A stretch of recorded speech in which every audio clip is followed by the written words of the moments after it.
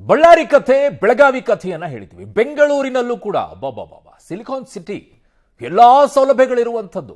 ಪಾಪ ಬೇರೆ ಬೇರೆ ಜಿಲ್ಲೆಗಳಿಂದ ಜನ ಇಲ್ಲಿಗೆ ಬರ್ತಾರೆ. ಯಾವುದಕ್ಕೋಸ್ಕರ? ಅನಾರೋಗ್ಯ ಆದ್ರೆ ಆಸ್ಪತ್ರೆಗಳಿಗೆ ಹೋಗೋಣ, ಬೆಂಗಳೂರಲ್ಲಿ ಇನ್ನೊಂದು ಚಿಕಿತ್ಸೆ ಸಿಗುತ್ತೆ ಅಂತೇಳಿ. ಇಲ್ಲಿ ಸಾವನ್ನಪ್ಪಿರುವಂತ ಲೆಕ್ಕವನ್ನು ನಿಮಗೆ ಕೊಡ್ತೀವಿ. ಬರೀ ಬಾಣಂತಿಯರಷ್ಟೇ ಅಲ್ಲ ರೀ, ಮಕ್ಕಳು ಕೂಡ ಇಲ್ಲಿ ಸಾವನ್ನಪ್ಪಿದ್ದಾರೆ. ಹೊಟ್ಟೆ ಉರಿತಾ ಇದೆ, ಸಂಕಟ ಆಗ್ತಾ ಇದೆ. ನನಗಂತೂ ಅವ್ರಿಗೆ ಏನಾಗುತ್ತೋ ಗೊತ್ತಿಲ್ಲ. ಅಧಿಕಾರದಲ್ಲಿದ್ದವ್ರಿಗೆ ಮೃತ್ಯುಕೂಪ ಆಗೋಗಿದೆಯಾ ವಾಣಿ ವಿಲಾಸ ಆಸ್ಪತ್ರೆ ಅಂತ ಹೇಳಿ ಪ್ರತಿ ವರ್ಷನೂ ಸುರಿತಿರಲ್ರಿ ಸರ್ಕಾರಿ ಆಸ್ಪತ್ರೆಗಳಿಗೆ ದುಡ್ಡನ್ನ. ನವೆಂಬರ್ ವರೆಗೂ 403 ಹಸುಗೂಸು ಸಾವನ್ನಪ್ಪಿದೆ, 60 ಬಾಣಂತಿಯರು ಸಾವನ್ನಪ್ಪಿದ್ದಾರ್ರಿ. ಇದಕ್ಕೆಲ್ಲ ಹೊಣೆಗಾರ ಯಾರು? ಹೊಣೆಗಾರನ ಕೇಳೋದು ಏನ್ ಇದೇ ಆಗೋಗ್ಬಿಟ್ಟಿದೆ. ಹೊಣೆಗಾರ ಯಾರು? ಸರ್ಕಾರನ, ಅಧಿಕಾರಿಗಳ, ವೈದ್ಯಕೀಯ ಶಿಕ್ಷಣ ಸಚಿವರು ಫೇಲ್ಯೂರ್ ಆಗಿದ್ದಾರೆ. ಸರ್ಕಾರಿ ಆಸ್ಪತ್ರೆಯಲ್ಲಿರುವಂತಹ ವೈದ್ಯರು ಅವರ ಪ್ರೈವೇಟ್ ಆಸ್ಪತ್ರೆಗಳನ್ನ ನಡೆಸ್ಕೊಳ್ಳೋಕೆ ಓಡಾಡ್ತಾರೆ. ಅವರಿಗೆ ಅದರಲ್ಲಿ ಬ್ಯುಸಿ ಇರ್ತಾರೆ, ಕಮಿಷನ್ ಪಡ್ಕೊಳ್ಬೇಕು. ಸರ್ಕಾರಿ ನೌಕರರು ಒಂದ್ ಕಡೆ ಕೆಲಸ ಮಾಡಿಕೊಂಡು ಇನ್ನೊಂದೇನಾದ್ರೂ ಕೆಲಸ ಮಾಡಿದ್ರೆ ಅವನನ್ನು ಆಚೆ ಹಾಕ್ತೀರಾ. ಸರ್ಕಾರಿ ವೈದ್ಯಕೀಯರಿಗೆ ಯಾಕಿಲ್ಲ ಅದು? ಸರ್ಕಾರಿ ಆಸ್ಪತ್ರೆಗಳಲ್ಲಿರುವಂತಹ ವೈದ್ಯರು ಬೆಳಗ್ಗೆ ಬಂದು ಒಂದು ಶಿಫ್ಟ್ ಒಂದು 1 ಅವರ್ ನಿಂತ್ಕೊಂಡ್ಬಿಟ್ಟು ಹೋಗ್ಬಿಟ್ರೆ ಮುಗಿದೋಯ್ತು. ಸಂಜೆ ಬಂದು ಒಂದು ಪಂಚ್ ಮಾಡ್ಕೊಂಡು ಬರ್ತಾರೆ. ಯಾಕೆ ಗೊತ್ತಾಗ್ತಿಲ್ವಾ ಇದು ವೈದ್ಯಕೀಯ ಇಲಾಖೆಗೆ? ಹಣೆ ಬರ ಯಾರು ಕೇಳೋರಿಲ್ಲ. ರೋಗಿಗಳು ಬರ್ದಾಡಬೇಕು. ನೋಡಿ, ಲೆಕ್ಕ ಕೊಡ್ತೀವಿ ನಿಮಗೆ, ಯಾವ್ಯಾವ ತಿಂಗಳಲ್ಲಿ ಎಷ್ಟೆಷ್ಟು ಸಾವಾಗಿದೆ ಅಂತ ಹೇಳಿ. ಲೆಕ್ಕ ಈ ರೀತಿ ಆಗಿದೆ. ಮಾರ್ಚ್ ತಿಂಗಳಲ್ಲಿ ಏನಾಗಿದೆ, ಏಪ್ರಿಲ್ ಅಲ್ಲಿ ಎಷ್ಟು ಸಾವನ್ನಪ್ಪಿದ್ರು, ಮೇ ಅಲ್ಲಿ ಎಷ್ಟು ಸಾವನ್ನಪ್ಪಿದ್ರು, ಜೂನ್ ಅಲ್ಲಿ ಎಷ್ಟು ಸಾವನ್ನಪ್ಪಿದ್ರು, July, August, September, October, November ವರೆಗೂ ನಿಮಗೆ ಅಪ್ಡೇಟ್ ಅನ್ನ ಕೊಡ್ತೀವಿ, ಎಷ್ಟು ಸಾವನ್ನಪ್ಪಿದ್ದಾರೆ ಅಂತ ಹೇಳಿ.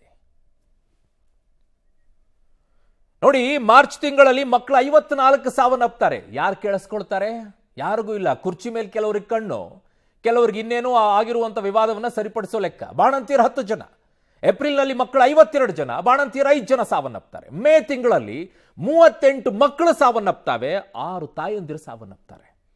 ಜೂನ್ ನಲ್ಲಿ 37 ಮಕ್ಕಳು, ಒಬ್ರು ಬಾಣಂತಿಯರು ಸಾವನ್ನಪ್ತಾರೆ. ಜುಲೈನಲ್ಲಿ 49 ಮಕ್ಕಳು ಸಾವನ್ನಪ್ತಾರೆ, ಒಬ್ರು ತಾಯಂದಿರು ಸಾವನ್ನಪ್ತಾರೆ. 11 ಜನ ತಾಯಂದಿರು ಸಾವನ್ನಪ್ಪುದು. 41 ಮಕ್ಕಳು ಆಗಸ್ಟ್ನಲ್ಲಿ ಸಾವನ್ನಪ್ಪಿದ್ರೆ 4 ಬಾಣಂತಿಯರು ಸಾವನ್ನಪ್ತಾರೆ. ಸೆಪ್ಟೆಂಬರ್ನಲ್ಲಿ 31 ಮಕ್ಕಳು, 4 ಬಾಣಂತಿಯರು. ಅಕ್ಟೋಬರ್ನಲ್ಲಿ 57 ಮಕ್ಕಳು ಸಾವನ್ನಪ್ತಾರೆ, 11 ಬಾಣಂತಿಯರು ಸಾವನ್ನಪ್ತಾರೆ. ನವೆಂಬರ್ನಲ್ಲಿ 44 ಈಗ ಮಕ್ಕಳು ಸಾವನ್ನಪ್ಪಿರೋದು. ಯಾರಿಗೂ ಏನು ಅನಿಸಲ್ವಾ? ಇದಕ್ಕೆ ಸಂಬಂಧಪಟ್ಟಿರುವಂತಹ ವೈದ್ಯಕೀಯ ಶಿಕ್ಷಣ ಸಚಿವರೋ, ಆರೋಗ್ಯ ಇಲಾಖೆಯವರಿಗೋ, ಮಹಿಳಾ ಮತ್ತು ಮಕ್ಕಳ ಕಲ್ಯಾಣ ಇಲಾಖೆಗೋ ಅಥವಾ ಮಹಿಳಾ ಆಯೋಗಕ್ಕೆ ಇನ್ನುಳಿದೆಲ್ಲ ಶೋ ಕೊಡಕ್ಕೆ ಓಡಾಡ್ತಾರಲ್ರಿ ನೀವೆಲ್ಲ. ಶೋ ಮೇಲೆ ಶೋ ಕೊಡ್ತೀರಲ್ಲ. ಇದು ಯಾವುದು ಶೋ ಕೊಡಕ್ಕಾಗ್ಲಿಲ್ವಾ ನಿಮಗೆ? ನನ್ನ ಸಹೋದ್ಯೋಗಿ ಈಗ ಲೋಕೇಶ್ ನನ್ನ ಸಂಪರ್ಕಕ್ಕೆ ಸಿಗ್ತಾ ಇದ್ದಾರೆ. ಲೋಕೇಶ್, ಮನುಷ್ಯತ್ವ ಅನ್ನುವಂಥದ್ದು ಜೊತೆಗೆ ಕರ್ತವ್ಯ ಅನ್ನುವಂಥದ್ದು, ಮನಸ್ಸು ಅನ್ನುವಂಥದ್ದು, ಹೃದಯ ಅನ್ನುವಂಥದ್ದು ಎಲ್ಲ ಕಳ್ಕೊಂಡು ಬಿಟ್ಟಿದ್ದಾರೆ ಅಂತ ಇದಕ್ಕೆ ಸಂಬಂಧಪಟ್ಟಿರುವಂತಹ ಇಲಾಖೆಗೆ ಸಂಬಂಧಪಟ್ಟಿರೋರು ಅಥವಾ ಕಾಳಜಿ ವಹಿಸುವಂಥವ್ರು ಮಕ್ಕಳ ಮತ್ತು ಮಹಿಳೆಯರ ಬಗ್ಗೆ ಯಾರು ಇಲ್ವಾ ಅಂತ, ಎಲ್ಲ ಹೋಗ್ಬಿಟ್ಟಿದಾರ ಅಂತ ಅವರು? ಅಂಕಿ ಅಂಶಗಳನ್ನ ನೋಡ್ತಾ ಇದ್ರೆ ನಿಜಕ್ಕೂ ಅವರು ನಿರ್ಲಕ್ಷ್ಯ, ಬೇಜವಾಬ್ದಾರಿಯನ್ನ ಮೆರಿತಾ ಇದ್ದಾರೆ ಅಂತ ಹೇಳಿ ಅನಿಸ್ತಾ ಇದೆ.